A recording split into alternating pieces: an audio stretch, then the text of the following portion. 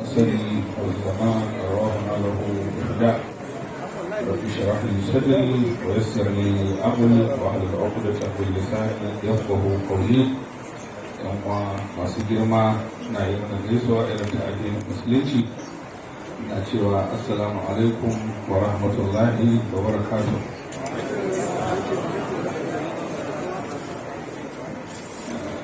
Bisa hakikalin gaskiya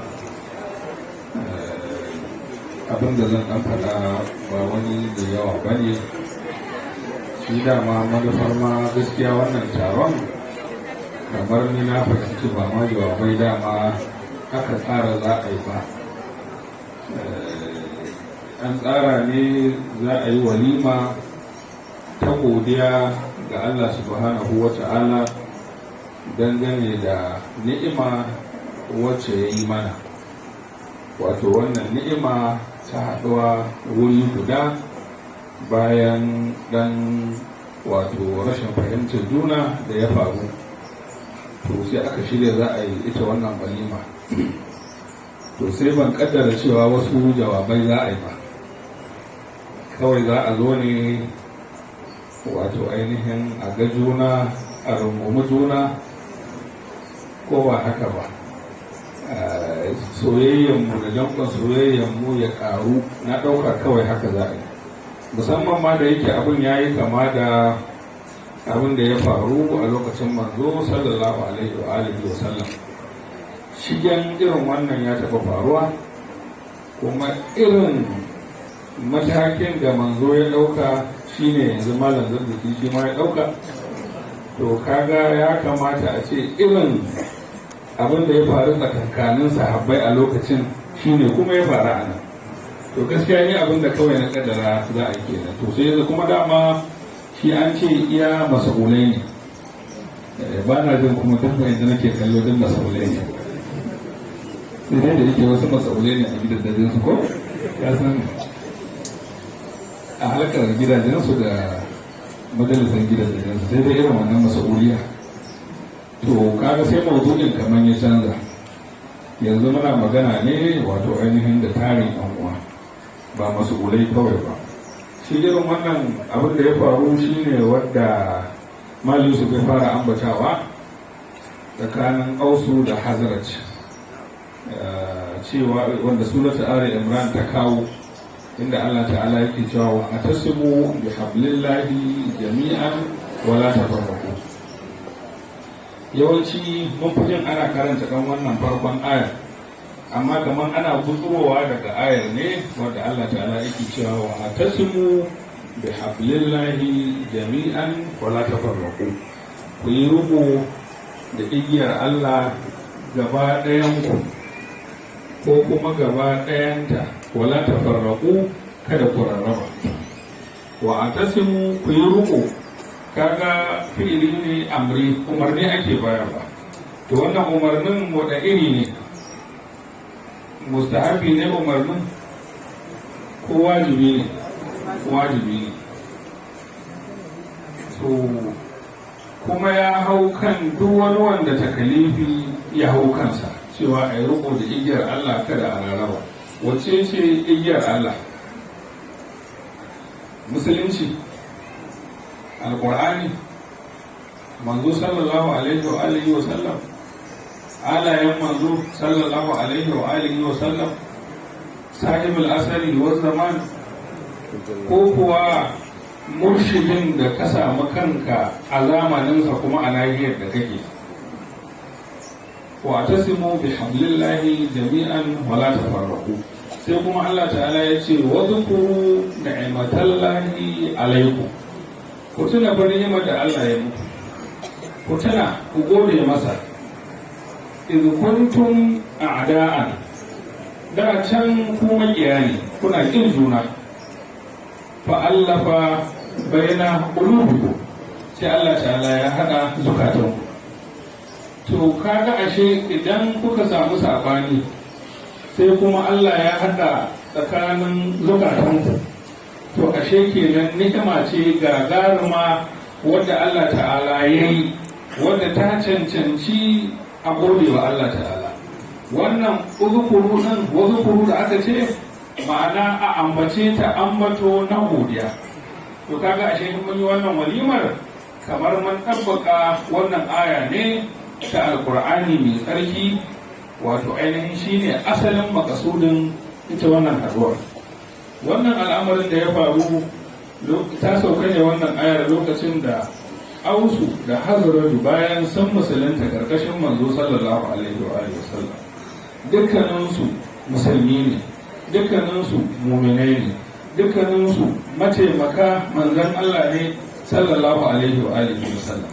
Kowannensu yana alfahari ne da manzon Allah, kowannensu yana alfahari yana sauraron umarnin manzon Allah ne, kowannensu yana jihadi yana gwagwarmaya a bayan manzon Allah. Kwatsam wata rana suna zaune sai waɗansu munafukai suka shiga cikinsu, sai suka dinka karanto wasu waƙe-waƙe na jahiliya, suka dinka tuno musu da gaba da ƙiyayya na jahiliya. Ka tana lokacin yaƙi kaza har ma wane ya kashe wane, inna lillahi wa inna ilaihi raji'un ba kuma ba rama ba, kan billahi lazi ba. Ai ɗan lokaci kaɗan sai suka manta da musuluncin nan, sai kawai duk suka miƙe suka fara kiran sai mun ɗau fansarwa ne, an kashe mana ne, ba za mu yarda da. Kawai sai suka shata daga, sai ga tsakanin al'ummar annabi an shata daga, makiya suna jira nan kuma an yi sahu. Sai aka ce ya Rasulullahi kaji abin da yake faruwa.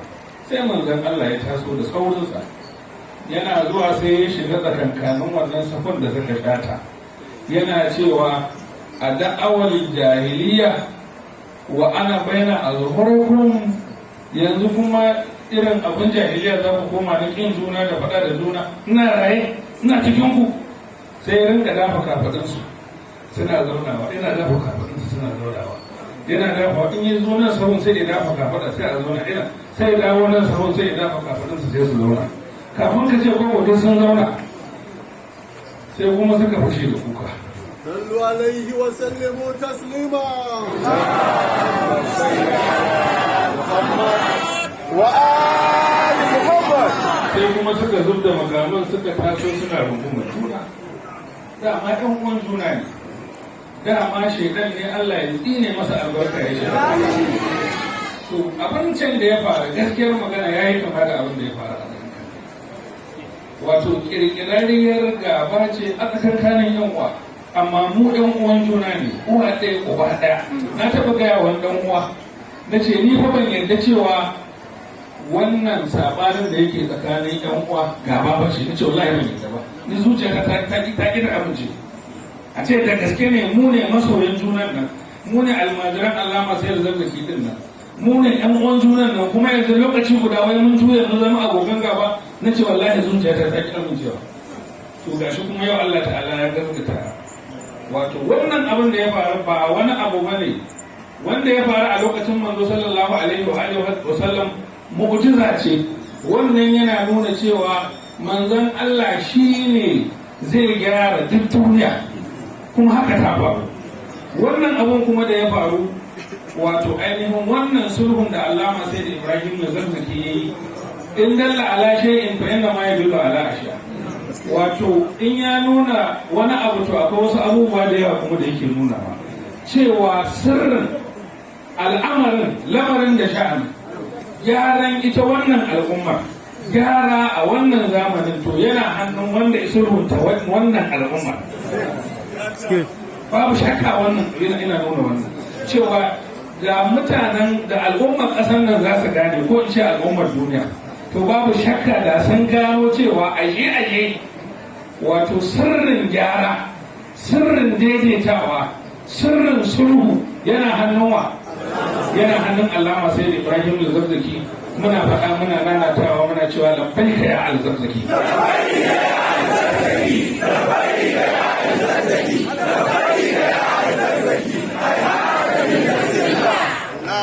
Daga yanzu wato in ce tun daga asabar kenan, ba daga yanzu ba. Tun daga zaman da muke da Allama sai da Ibrahim da Zazzaki, duk wani abu da a baya muke yin sa guda biyu yanzu ya zama guda ɗaya. ba za mu sake yin abu guda biyu ba. Guda ɗaya in ka ga an yi abu guda biyu sai dai saboda strategy, to nan kuma wani abu ne da ko ɗaya ne dama, amma dai guda ɗaya za a ci gaba da yi insha Allah. Ba sai na bada misalai ba, ga abubuwa nan da yawa. Alal misali ka ga yanzu abin da kake gani a nan, wato yadda gurin nan ya yi tsit, wato ɗai ka ga haɗin gwiwa ne na harisawa da sauran kuma waɗanda suke hidima lokacin da wato ainihin aka samu wannan yar matsala. Ka ga yadda guri malam ya tsaye kowa haka ba.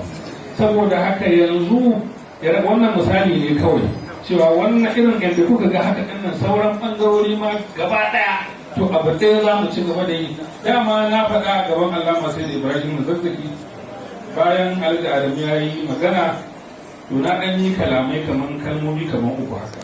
Na ce muna godiya ga Allama Sayyid Zazzaki, sannan kuma na ce muna godiya ga nasihohin Alhaji Adamu Gobarawa, sannan kuma na ce insha Allah za mu ba wa mara ɗakunya.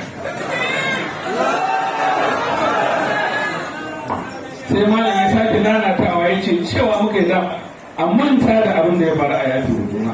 Insha Allah wa azumi mun manta da komai.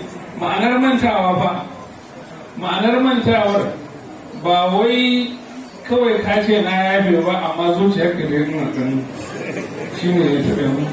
A'a, har a zuciyar ma ina gama ya kamata mu yi mustahabbi, wato bayan mun yafe, bayan mun manta, wato yi kokari mu mantar da abin a zuciyar mu ta yadda inda za a tambaye ka a ce wai me ya faru da kace ni wallahi na manta, ni ma na manta, daga sai ka manta. To kuma ma in so samu ne ka mai da abin da aka yi maka mara kyau ya zama kyakkyawa, ko ba haka ba? Ita fa abin lati hiya asan fa idan lazi bainaka wa bainahu adawa ka annahu waliyyun hamim. Zan dakata a nan. Wassalamu alaikum wa rahmatullahi wa barakatuh.